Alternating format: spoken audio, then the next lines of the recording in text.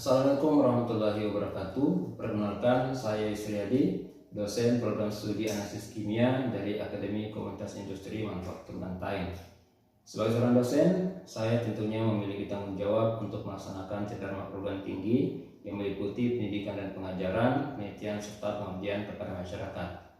Pada aspek pendidikan, saya mengampu beberapa mata kuliah, diantaranya teori dan praktik uji mikrobiologi, teori dan praktik kimia organik, serta beberapa mata kuliah lain yang sesuai dengan bidang kajian saya.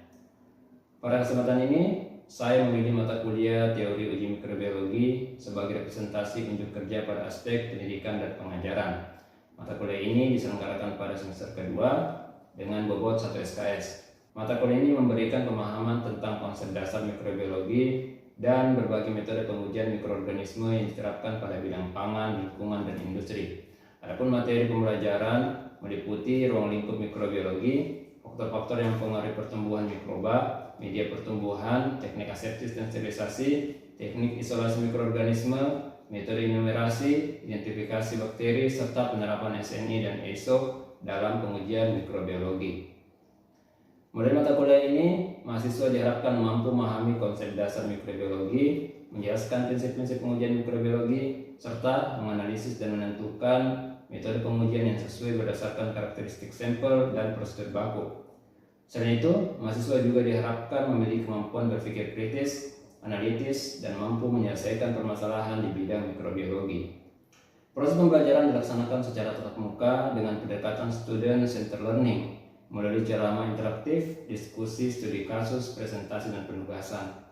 Saya juga mendorong mahasiswa untuk aktif bertanya, diskusi, dan menghubungkan materi dengan praktik laboratorium serta kebutuhan dunia industri, sehingga pembelajaran menjadi lebih bermakna dan aplikatif.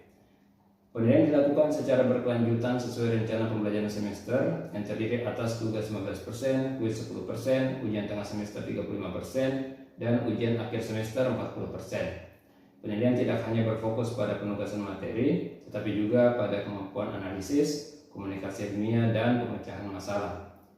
Pada video pembelajaran berikut, saya akan melaksanakan pembelajaran pada pertemuan ke-14 dengan topik penerapan standar nasional Indonesia pada pengujian angka lempeng total produk pangan. Melalui pembelajaran ini, mahasiswa diharapkan mampu memahami penerapan metode baku dalam menghasilkan data pengujian mikrobiologi yang akurat, valid, dan dapat dipertanggungjawabkan. Demikian pengantar singkat mengenai mata kuliah yang saya ampu. Selanjutnya saya mengajak Bapak dan Ibu asesor untuk menyaksikan proses pembelajaran yang saya lakukan di kelas. Terima kasih. Assalamualaikum warahmatullahi wabarakatuh.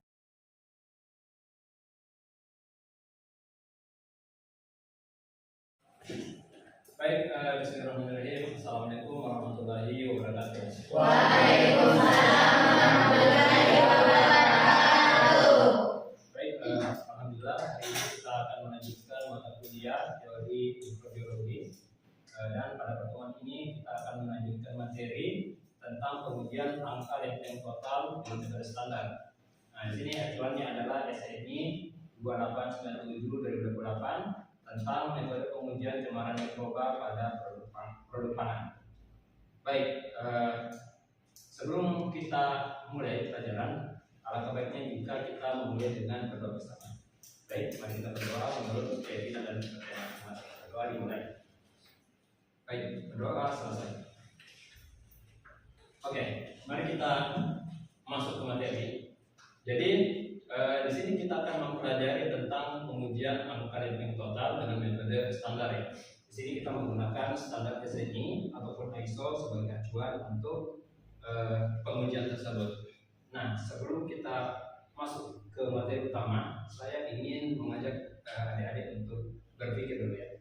Nah, pernah tidak kalian berpikir ketika kalian membeli sesuatu di supermarket, misalnya ya, roti atau makanan ya yang biasa kita beli di supermarket, apa kalian pernah berpikir apakah makanan tersebut aman untuk kita konsumsi atau tidak? Pernah ya? Nah, tentunya ketika kita membeli makanan kita harus mengetahui ya apakah makanan tersebut aman atau tidak. Nah, tentunya makanan-makanan yang masuk ke supermarket itu tidak langsung masuk ke dalam supermarket.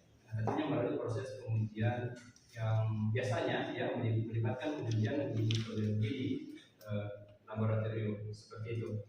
Nah, itu tujuannya untuk menjamin keamanan produk pangan yang diperjualbelikan, sehingga ketika kita sebagai konsumen membeli produk tersebut kita merasa aman dan tenang ya ketika mengkonsumsi makanan tersebut seperti itu.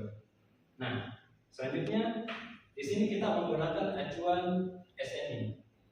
Kira-kira menurut pengetahuan adik-adik, kenapa kita harus menggunakan SNI atau metode standar ketika kita mau menguji? Ini ibaratnya adik-adik sebagai seorang analis kimia. Kenapa kita harus memilih metode standar? Ada yang bisa memberikan pendapat? Karena sebagai acuan, sebagai standar.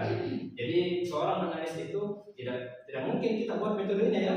Nah, kita butuh standar. Nah, standar ini harus distandarisasi. Nah, jadi ketika misalnya ada laboratorium A dan laboratorium B melakukan pengujian ALT ya misalnya, tentunya harus memiliki acuan yang sama. Nah, agar apa? Bisa dibandingkan seperti itu. Oke.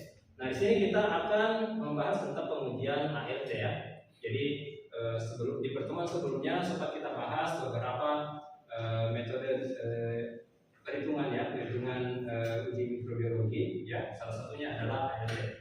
Nah, di sini untuk di SN ya, kita lihat dulu di SN ini itu untuk ruang lingkup di SN ini itu dari daging, telur, susu dan produk olahan lainnya. Jadi semua produk olahan pangan berupa daging, telur dan susu itu kita bisa uji dengan metode standar SN ini. Nah, kemudian metode pengujian ALT. Kira-kira apa itu metode pengujian ALT? Angka lempeng totalnya dari angka lempeng total atau biasa dalam bahasa Inggris juga disebut total plant count. Jadi angka lempeng total itu merupakan suatu pengujian mikrobiologi untuk menunjukkan jumlah mikroba yang terdapat pada suatu produk ya, dengan cara kita menghitung koloni bakteri yang tumbuh pada media agar. Jadi kita ada media, nah, nanti medianya ini kita tanamkan mikroba ya dari sampel. Nah, nanti akan tumbuh nanti mikrobanya dan mikroba tersebut akan kita hitung. Nanti kita hitung dan perhitungan tersebut nanti dinyatakan dalam CFU per gram jika sampelnya padat dan CFU per mililiter jika sampelnya cairan seperti itu. Oke, mari kita masuk ke metode pengujiannya. Nah, tentunya tadi kita sudah tahu ya bahwa ketika kita ingin menguji kita butuh media. Ya. Nah, di sini kita menggunakan media namanya media BCA. BCA itu apa? Red corn agar. Berarti media padat. Betul sekali, media padat. Kenapa media padat? Karena ada. Ya, betul sekali. Jadi ketika kita lihat, oh ternyata di media itu ada agarnya, berarti dia media padat. ALT ini kita gunakan media padat. BCA ini biasanya merupakan media umum non selektif dan digunakan untuk menentukan total bakteri aerob mesofil pada metode TPC ya, atau ALT. Itu SNI-nya. Jadi kalau kita bilang metode ini ada metode non selektif, berarti apakah bakterinya akan terseleksi atau tidak? Tidak ya. Kan di sini non selektif. Semua bakteri bisa tumbuh. Seperti itu kan kita mau menghitung total bakteri yang tumbuh. Ya, angka lempeng total ya dari bakteri. Jadi semua bakteri yang ada pada makanan nanti ketika kita tumbuhkan di PCA akan tumbuh. Seperti itu. Oke. Nah, kita lihat komposisi. Kenapa si media PCA ini kita bisa gunakan untuk media agar dalam pengujian ALT? Nah, di sini ternyata ada kandungan peptonnya. Pepton ini berfungsi sebagai nutrisi. Jadi sama seperti manusia, bakteri itu juga butuh nutrisi untuk tumbuh, ya. Jadi kalau misalnya dia tidak ada nutrisinya, nanti kerdil nggak bisa tumbuh seperti itu. Jadi butuh nutrisi. Kemudian ada NaCl. Nah, NaCl ini fungsinya untuk menjaga tekanan osmotik. Kemudian ada buffer fosfat ya, yang berfungsi untuk menjaga kestabilan pH. Nah, seperti Itu karena bakteri itu kan dia rentan juga terhadap pH. Jika pH-nya dia terlalu asam atau terlalu basah, bakterinya tidak akan tumbuh dengan baik. Nah, kemudian fungsinya di sini sebagai media pengencer ya. DPW di sini berfungsi sebagai media pengencer ya. Kemudian juga untuk menjaga agar mikrobanya tetap hidup ya dalam selama proses preparasi dan untuk minimalkan stres pada sel mikroba. Jadi mikroba juga bisa stres ya. Bukan cuma mahasiswa yang stres, jadi mikroba juga bisa stres. Oleh karena itu kita gunakan media DPW agar bakterinya tidak stres. Oke, jadi di sini kita sudah tahu ada dua media utama atau reagen yang kita gunakan dalam pengujian ini. Yang pertama tadi apa? PCA. Kemudian yang kedua apa? DPW. Oke. Nah, selanjutnya alat dan bahannya atau alat yang digunakan dalam pengujian ini. Nah, di sini kita bisa melihat ada ternyata banyak alat yang kita gunakan. Wah, ternyata beragam juga ya alat di pengujian mikrobiologi. Nah, di sini ada cawan Petri. Nah, cawan Petri itu tentunya kemarin pada saat pengenalan alat-alat kalian sudah tahu ya yang mana cawan Petri. Cawan Petri itu dia cawan yang digunakan untuk menanam bakteri ya, untuk memasukkan media menanam bakteri. Nah, kemudian ada tabung reaksi. Ini paling umum sekali kita gunakan ya sebagai bahannya. Kemudian ada pipet volumetrik. Atau biasanya kita pakai apa selain pipet volumetrik yang bisa kita gunakan? Pipet mikro ya. Mikro ya, dan itu lebih detail ya kalau kita ambil lebih mikro. Kemudian ada botol media juga ya, biasanya untuk menyimpan media ya yang kita sudah buat. Kemudian di sini ada colony counter ya, digunakan untuk menghitung koloni. Jadi kita di laboratorium itu ada alat bantu untuk menghitung koloni namanya colony counter. Kemudian ada gunting ya, yang dibutuhkan misalnya untuk menggunting kasa ya, ketika bikin pocong-pocong istilahnya. Nah, kemudian ada pinset yang biasa kita gunakan untuk mengambil ya, yang tentunya sudah steril ya semuanya. Kemudian ada jarum Moses, stomacher ya, stomacher itu untuk memobilisasi. Kita bisa juga pakai plastik steril ya untuk memungkinkan. Ada bunsen sebagai pembakar, kemudian diameter ya, diameter untuk mengukur pH. Ada timbangan juga, ada magnetometer untuk apa? Kemudian ada inkubator. Apa itu inkubator? Nah, dari kata inkubasi. Jadi inkubator itu maksudnya untuk menginkubasi. Kan ada dalam proses pengujian itu inkubasi ya. Kita pakai alat namanya inkubator. Kemudian penanas air. Kira-kira di mana kita pakai penanas air ini? Pada saat membuat media. Ya kan medianya harus panas. Kalau kalian pakai media dalam keadaan kan nanti sudah mengeras ya kan? Jadi harus dalam keadaan panas. Ada autoclave. Yang mana itu autoclave? Betul kan? Ketika kita bekerja di laboratorium mikrobiologi, semua alat yang kita gunakan itu harus dalam keadaan steril. Betul, harus dalam keadaan steril agar bakteri di luar dari sampel itu tidak ikut tumbuh. Jadi yang tumbuh di dalam media yang kita gunakan itu cuma bakteri dan sel. Oke, ada lemari steril, ya, kemudian ada lemari pendingin, kemudian ada freezer. Ada yang kurang kayaknya, apa yang kurang? Apa? Lamina betul ya. Biasanya kita gunakan untuk melakukan proses pengujian. Nah, sana di lamina ada UV-nya, kemudian kita bisa sterilkan ya karena tertutup, jadi semuanya aman. Jadi kita bisa mengerjakan dengan keadaan steril, aseptis istilahnya. Oke, mari kita lanjut ke proses pengujian TPC. Nah, secara umum kita bisa melihat proses pengujian ini terdiri atas proses preparasi, kemudian proses pengenceran, kemudian proses manual ya, dan proses inokulasi menanamkan bakteri, kemudian proses inkubasi dan terakhir proses menghitung koloni. Nah, jadi pertama kita menimbang sampelnya dulu. Kan kita ingin menguji sampel makanan, berarti kita butuh sampel makanan. Nah, jadi ketika sampel makanannya berupa padatan, berarti kita timbang.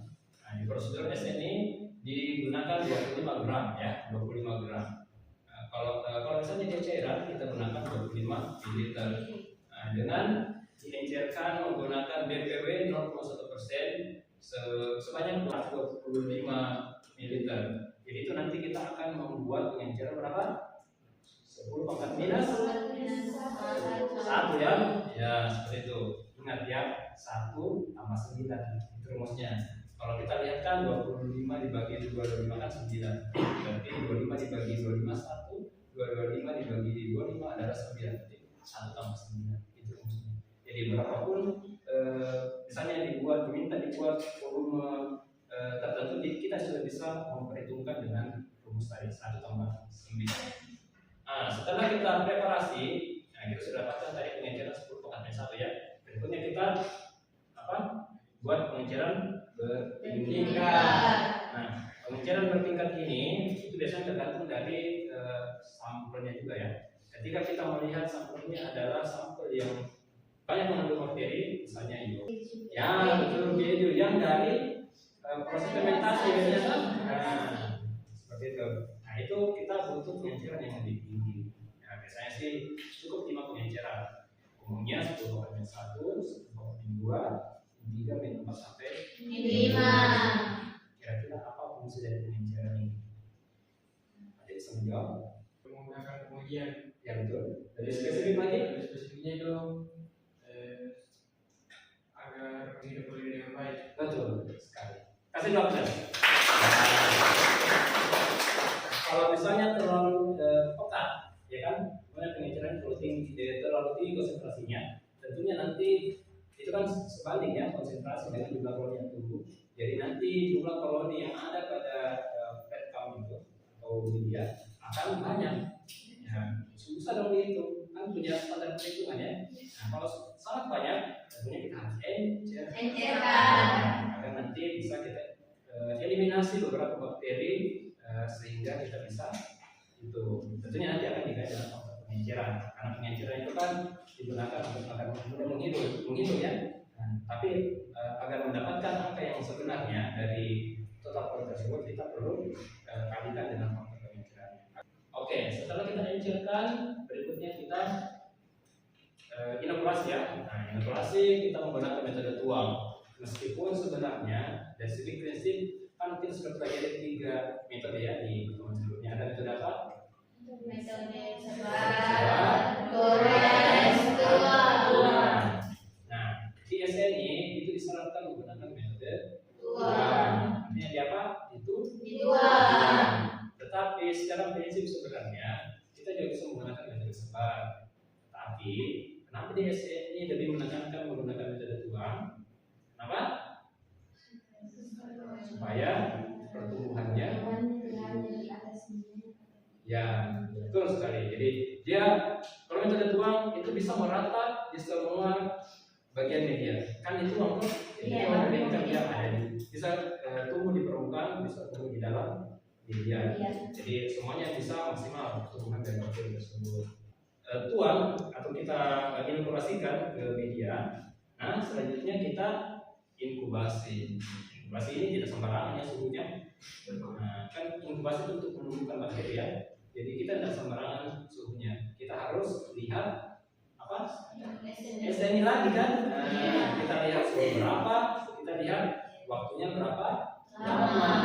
Nah, kalau di SNI bakteri itu dia bisa tumbuh 35 sampai 37 derajat Celcius. Nah, jadi kita setting di suhu itu. Kemudian kita bisa inkubasi 24 sampai 48 jam. Satu kali 2 hari seperti itu. Nanti kita tunggu selama proses inkubasi selesai. Nah, setelah itu nanti kita keluarkan medianya. Nanti kita lihat ada tidak yang tumbuh bakteri di media agar yang kita uji. Nah, kira-kira mungkin seperti itu ya di atas penampakannya ketika dia uji bakteri tidak ada seperti koloni itu seperti bertumpuk ya, berwarna putih bukan seperti itu. Nah, nanti itu yang dihitung nanti menggunakan apa nama alatnya tadi? Kanker seperti itu. Oke.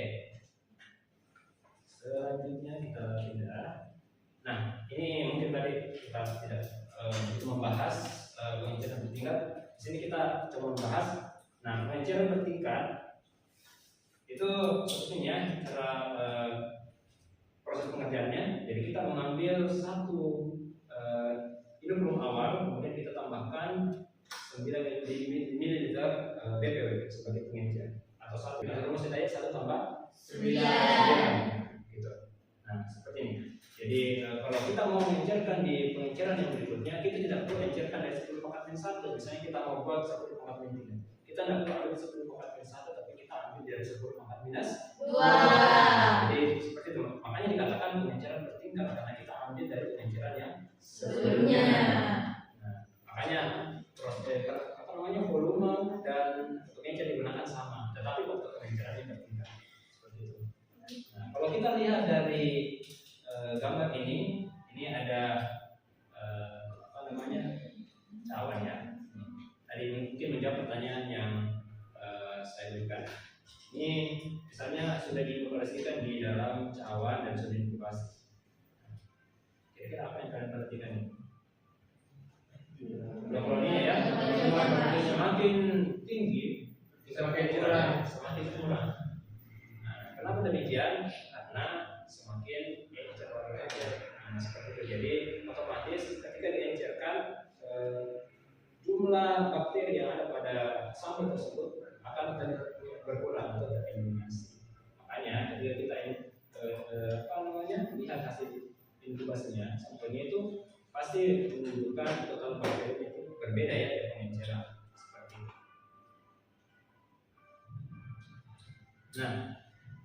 Nah, kemudian bisa diperhatikan biasanya ketika kita menguji suatu sampel itu ada masalah ya, seperti spreader. Nah, spreader ini biasanya muncul ketika proses pengujian itu ada tidak dilakukan dengan baik ya, dengan prosedur. Misalnya, kalau ketika kita inkubasi itu kan posisinya diminta harus terbalik. Nah, tapi kalau misalnya dia tidak terbalik, tentunya bakteri kan dia bakteri disitu ya. Nah, jadi dia bisa menghasilkan H2O nanti air ya.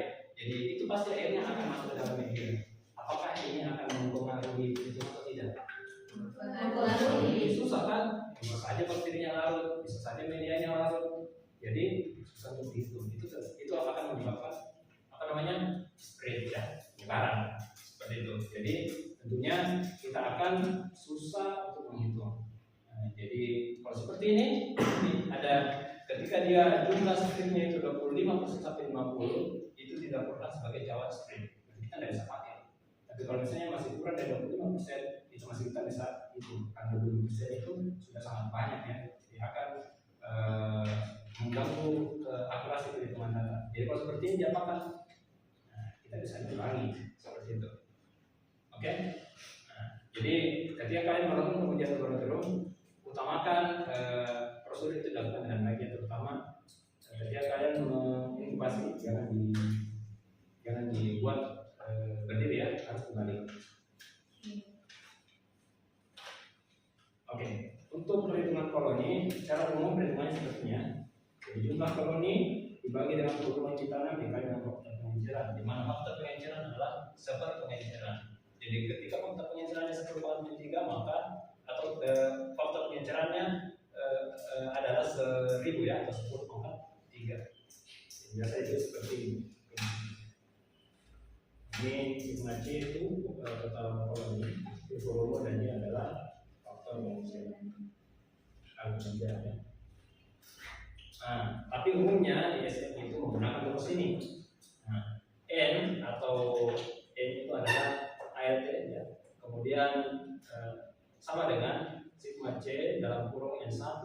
N1 itu adalah jumlah cawan pada pengenceran pertama ditambah dengan 0,1 dikali dengan N2.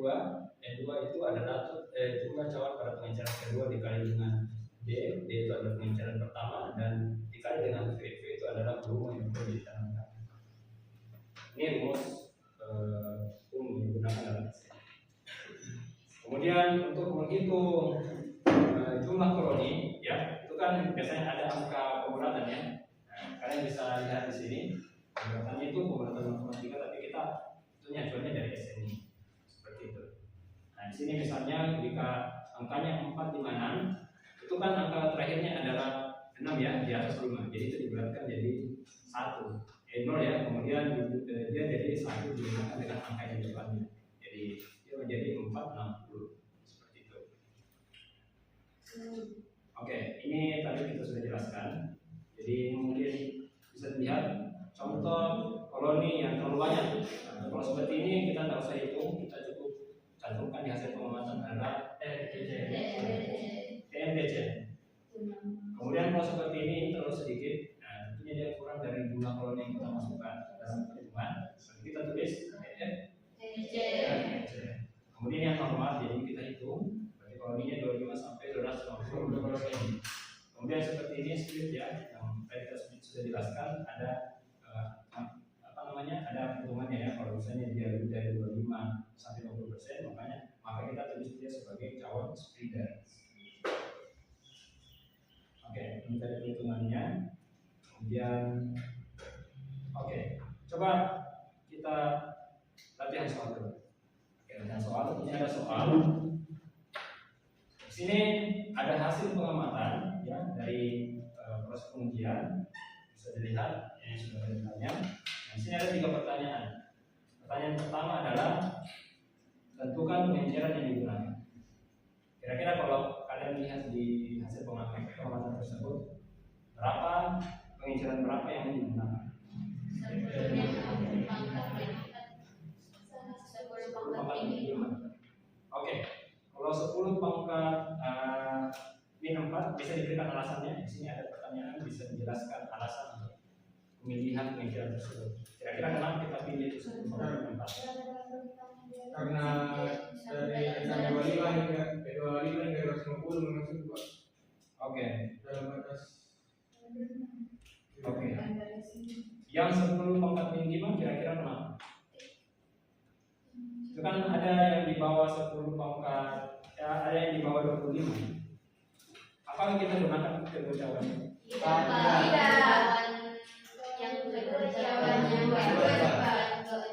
Nah, jadi sekarang kita sudah tahu yang mana yang kita masukkan dalam perhitungan.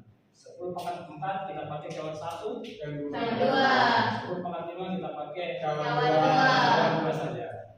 Jadi nanti kita gunakan rumus yang tadi. Ada yang bisa mengerjakan biar bisa bekerja sama teman yang lain juga. Mungkin ada yang bisa. Oke, silakan Anda mungkin bisa dulu. Mungkin bisa dilihat di buku manusia ya.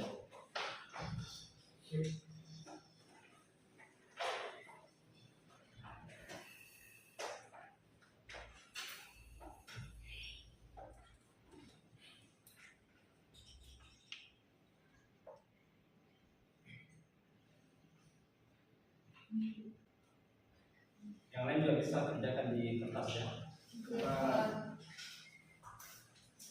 Nanti kita cocokkan jawabannya dengan dikerjakan dengan jelas.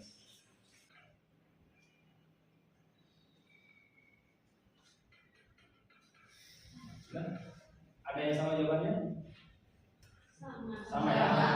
Oke, jadi jawabannya adalah silakan sampai begitu. 2,2 dikali 10 pangkat 6 ya. Nah, satuannya dikali per mililiter. Oke, saya rasa mungkin ada yang bisa paham ya. Nanti tinggal latihan soal dulu. Ini berikutnya saya mau kasih tugas di rumah. Dan nanti mungkin adik-adik bisa kerjakan di rumah ya. Dan kita akan bahas di pertemuan selanjutnya. Selanjutnya mungkin ada pertanyaan deh sebelum kita selesaikan sesi ini. Apakah cukup jelas semua materinya? Oke, baik. Saya rasa jika sudah jelas ya, untuk pertemuan hari ini kita cukupkan dengan pembacaan darat. Semoga apa yang kita pelajari hari ini bisa berkah dan kita bisa aplikasikannya. Baik, kita tutup. Assalamualaikum warahmatullahi wabarakatuh. Waalaikumsalam.